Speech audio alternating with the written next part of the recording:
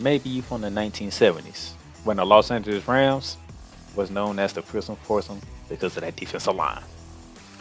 Or maybe you in the city of St. Louis, the gateway to the Midwest, where the greatest show on turf brought home the first ever Super Bowl championship. Or maybe you in the here and now with the Rams back in LA, winners of Super Bowl 56. It doesn't matter because when it comes to this, it's all about the Los Angeles Rams. Horns up, Rams South. Time to talk Rams football.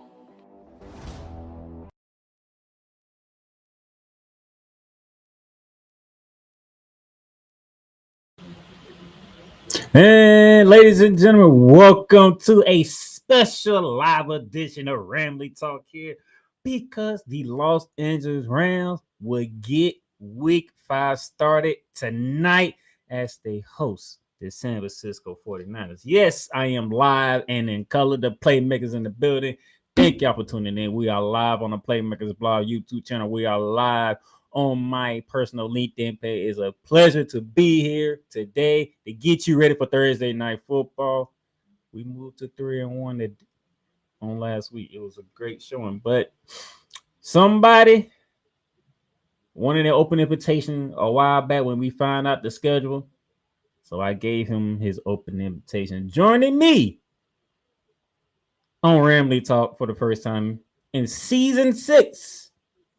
He is the man in charge of that 49er show, representing the opponent tonight. Mr. Snowman himself, Brian Snow. Good afternoon, Playmaker. Thanks for having me. You asked for this day when the schedule I came. I did indeed. I made it work for you. I appreciate that. Even though the Rams are going to put a foot, a horn, a hoof, Matthew Stafford's helmet, Puka Nakua's helmet, and their arm up our collective you-know-what tonight. Well, we can get to that later on in the show because as one of my faithful listeners to Ramily Talk, he knows how I run the show. So he knows that I have to recap the previous week first. Yes, sir. So let's go. Let's do it. Back to Sunday. Back home, coming off the loss to the Philadelphia Eagles, which again we shouldn't have lost, but we did. So it is what it is. We came home to host the surprisingly undefeated Indianapolis Colts. Yeah.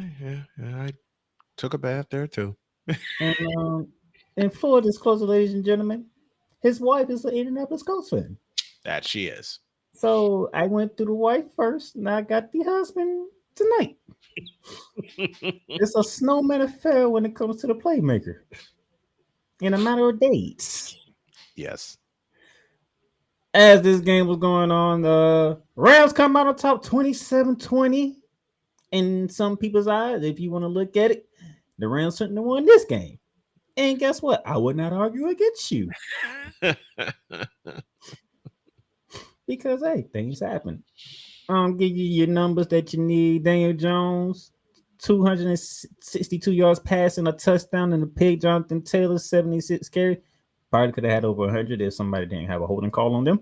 Correct. Speaking of which, that is him right there. A.D. Mitchell, 3 catches, 96 marks. But it could have been, 4 catches. Could have been, a touchdown added to that. But he forgot the football.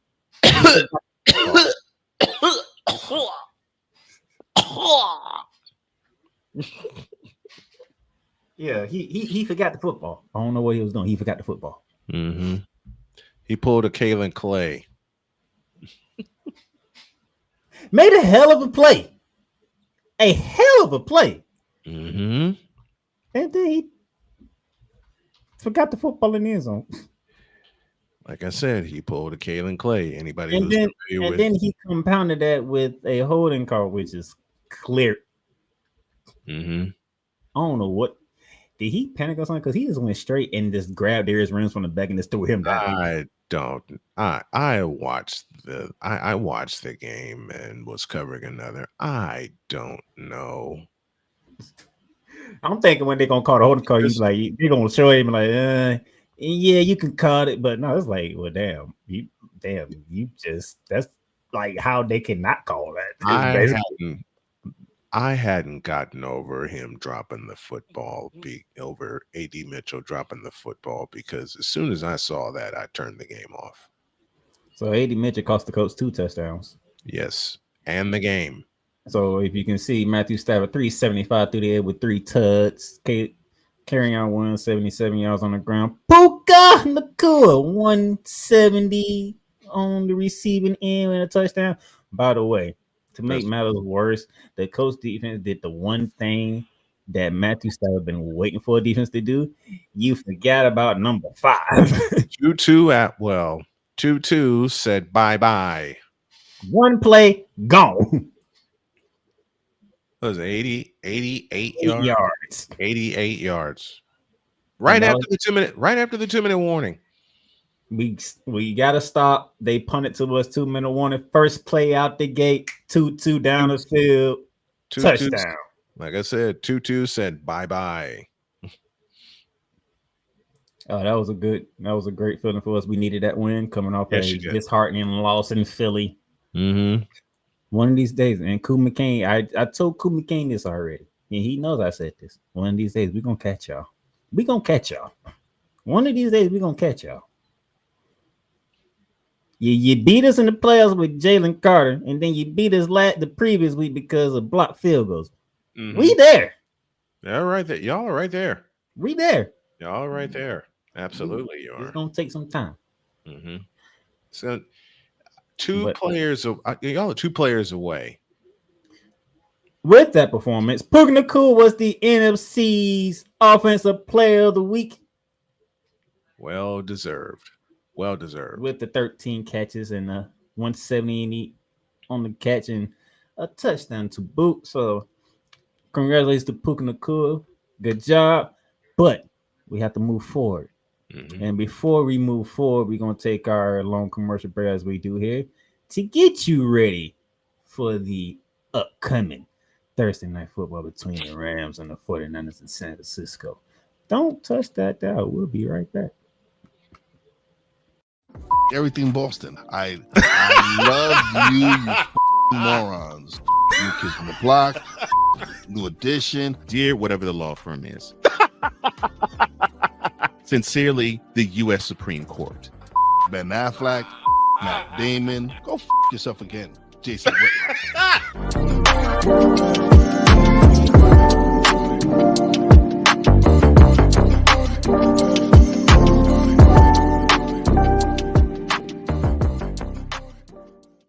Join the transporter to Hades. Your butt and gut becomes one. Join the reformer of hooker whores. This is my daughter, Placenta Booty Johnson. Join the bronze god. And ever you are in distress, take off your baseball cap and throw it in the air. Join your very own superhero of broadcasting, Chris Bass. So whatever color crayon they get, they palm it and do 2 circles, and that translates to, I can beat up black people. As he takes you through the week's paces in Baseline. Live every Saturday at 8 a.m. Eastern, 7 a.m. Central, Pacific time zone people, just stay asleep when this is on live and just catch the recording. Oh, I'm sorry. Exclusively on the Chris Bass YouTube channel.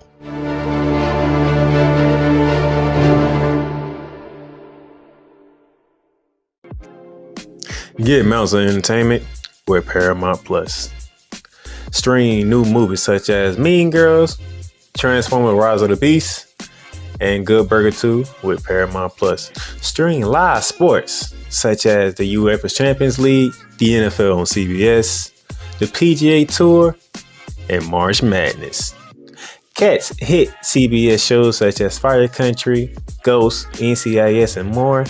But also catch exclusive originals for Paramount Plus such as Special Ops Lioness, The Famous Stallones, the new streaming home, or Showtime. Watch Showtime original series and movies when you sign up with Paramount Plus with Showtime. Make it a fun, action-packed adventure for the whole family and create kid-friendly profiles for the little ones. So much to stream with Paramount Plus, with over 45,000 full episodes from BET, CBS, Comedy Central, MTV, Nickelodeon, and more. Paramount Plus, mountains of entertainment. This is a BS3 Network presentation.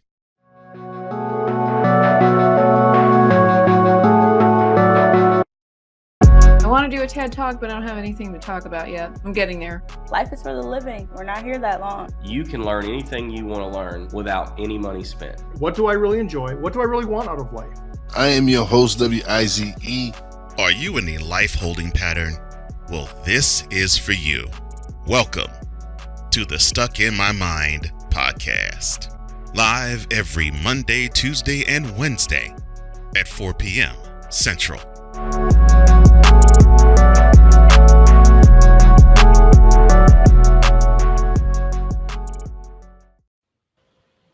And welcome back to Ramily Talk, this special live edition of Ramily Talk here ahead of Thursday Night Football when the Los Angeles Rams play host to the San Francisco 49ers. The playmaker Dinosaurs in the building. Snowman Brian Snow's in the building representing the 49ers side of things.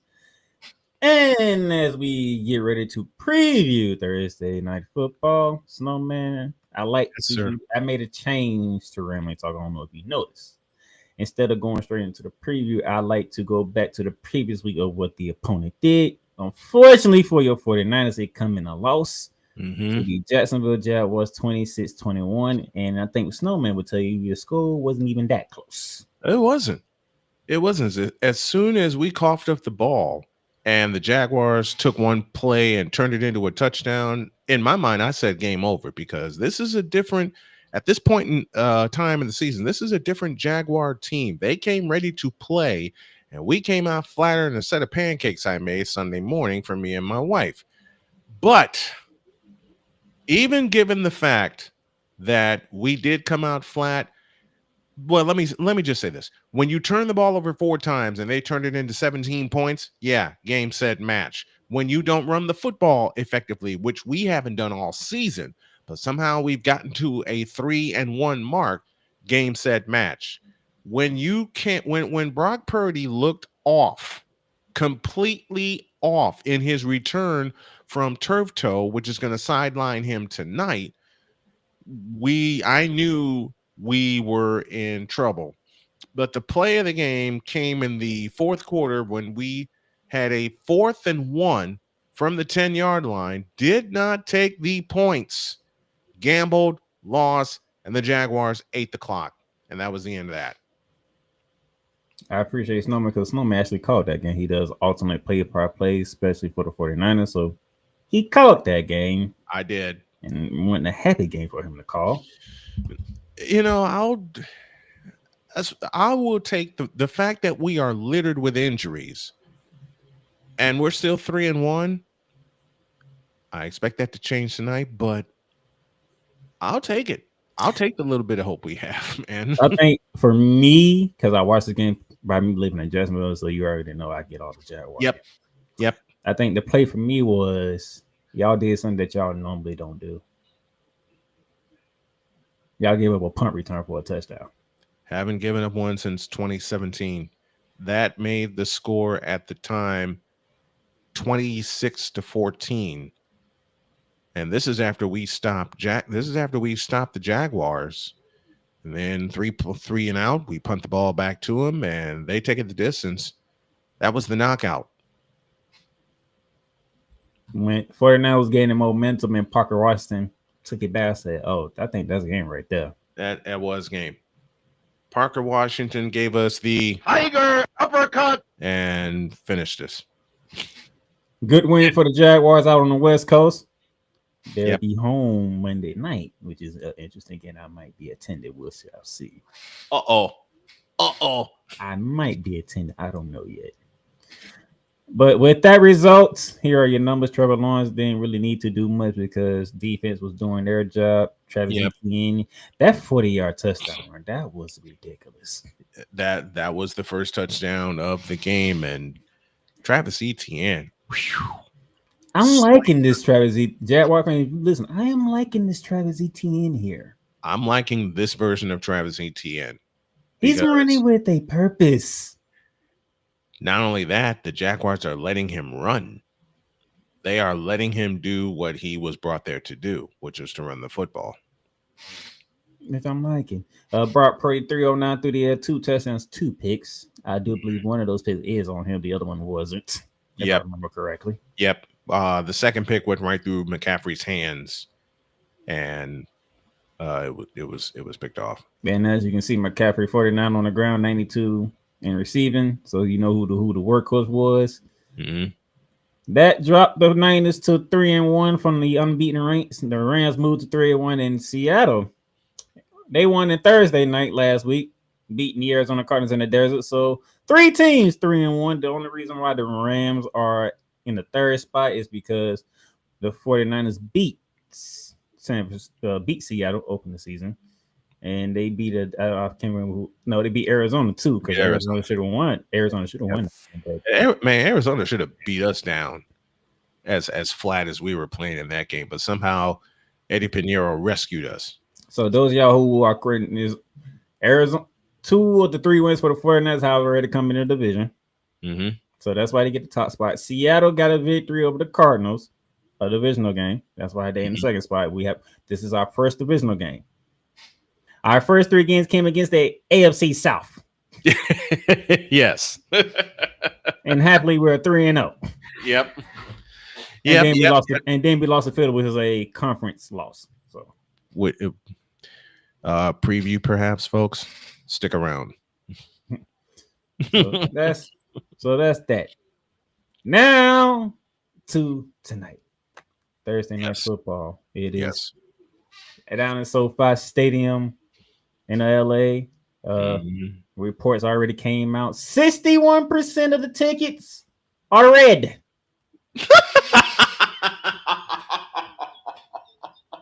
Which should not be surprising if you're a Reds fan, because anytime we play San Francisco in that damn stadium is more red than blue. Looking like the goddamn Republicans are taking over LA.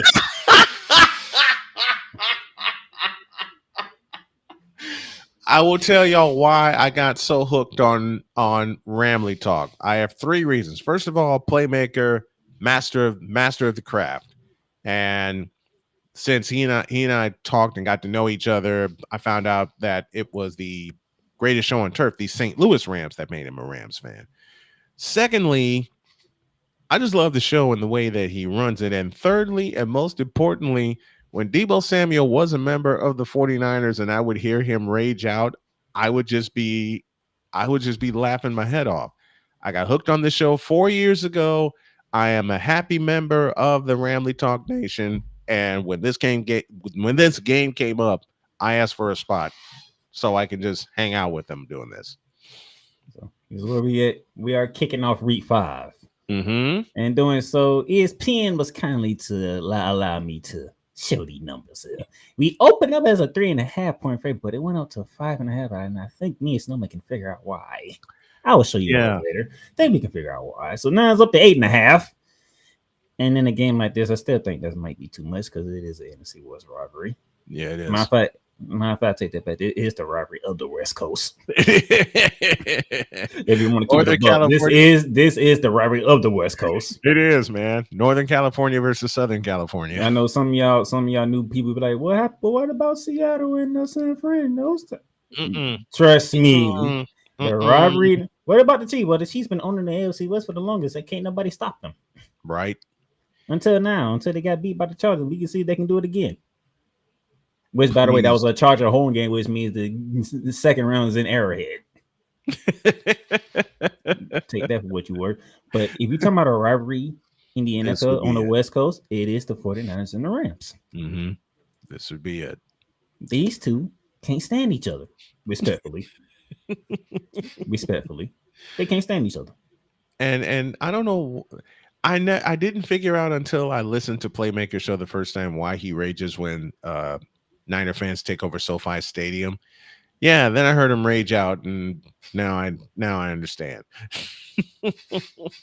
and I say that our Los Angeles team getting overrun by San Francisco. Think about it. And I say that very when I say Rachel, I say that very playfully because, like I said, I love listening to the show.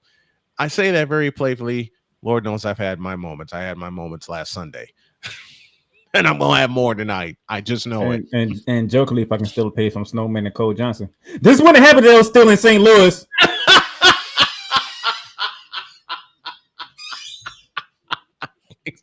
No, it would not have. If they were in St. Louis, the TWA Dome would be rocking with nothing but Rams fans.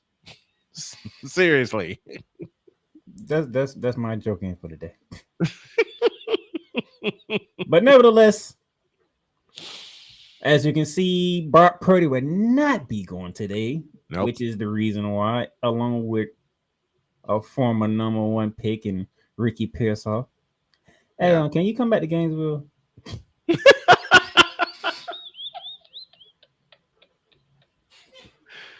I think I could use you in Gainesville right about now.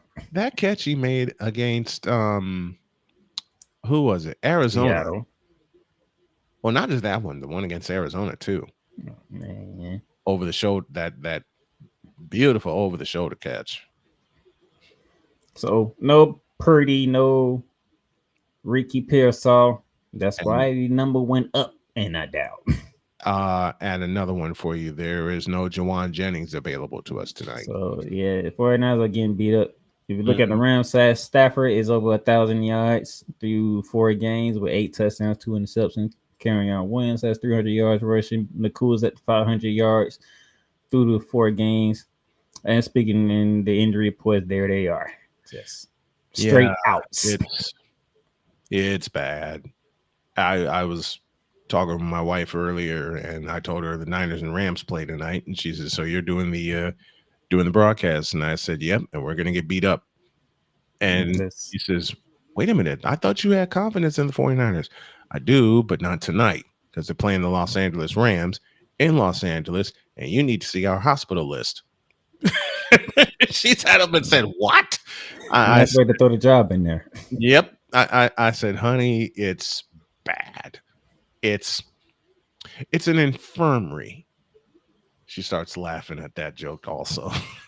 No Brock Purdy, no Jerron Genius, no Ricky Pearsall. Is that Jalen Watson that I'm seeing right there? What you don't see here, who is also out, is no Nick Bosa. No Bosa. He's gone for the year. Torn ACL. Which means Stafford might have a more clean pocket tonight. At least he should. He should. But I say again, this is the rivalry of the West Coast of the NFL. So yeah. If you don't believe me, look at last time we played, and that was in Santa Clara. Ain't nobody saw us. What is it? A 12-6 game. 12-6. It was a mud pie at Levi's Stadium. It rained all night. It was nothing but mud. Sure, because the previous week we had a high scoring affair with the Buffalo Bills, then we head up to Santa Clara, and it's like, so nobody can get in the end zone all of a sudden. I couldn't believe it.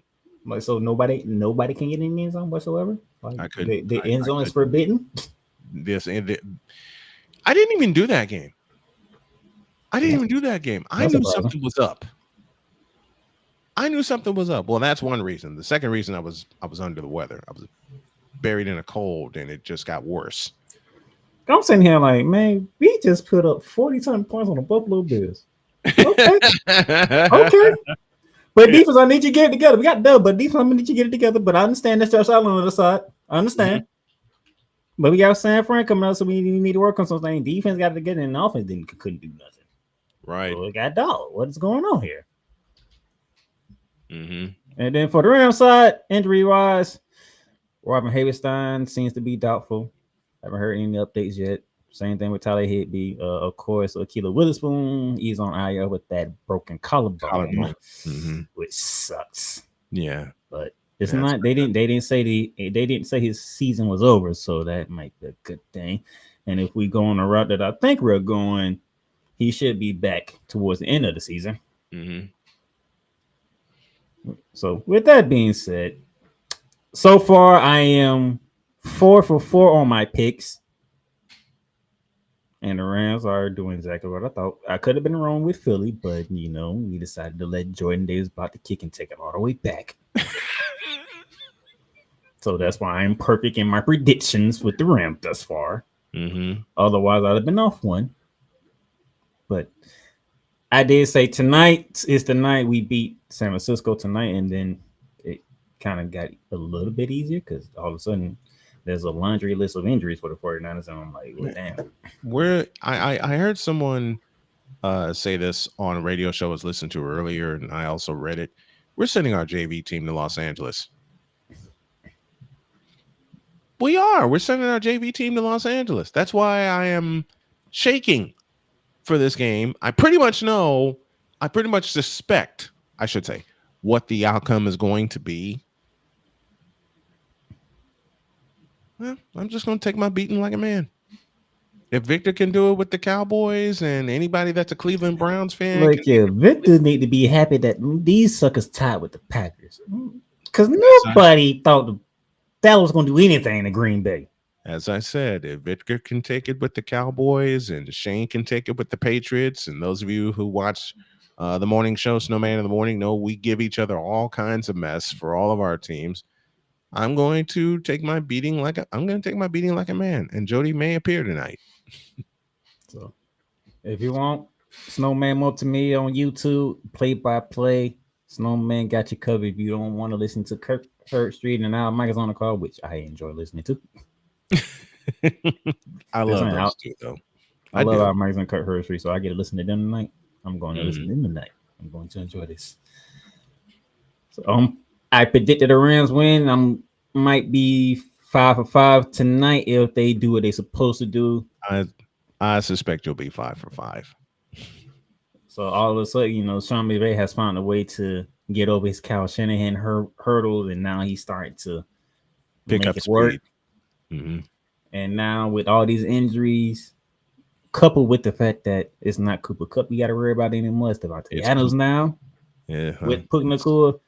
It's Puka Nacua that we have to worry about, dear Lord. It's two now. Actually, I said this at the top of the season. It ain't Nacua you got to worry about. He's going to get his. It's Tutu Atwell.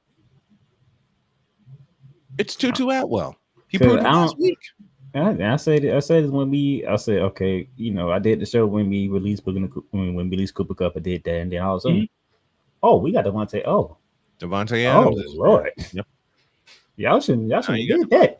Y'all should never get Devontae Adams. Mm-hmm. And no one expected Devontae Adams to be noteworthy in signing with the Rams. Wrong. Dead wrong. They must have thought he was going to go back to Green Bay or stay with the Jets. And I said, Devontae coming to the West Coast. Let's get it. Mm-hmm. So, 49ers, Kyle Shanahan, you got a lot going on. And Robert Saleh, do me a favor, shut up. Yes, please shut up. Please shut up. And for those of you who don't think I call out my teams when they do something stupid, you all haven't heard me, because I really, really do. Oh, and by the way, before we sign out of here, I finished the Fever season. And when that final horn went off Tuesday night, I slumped in my chair for a good hour. I was tired. I was exhausted when that happened, just like I'll be exhausted tonight. But it was fun. It was fun. So you got to go through this one tonight, sir. It's all right. Business need to be handled.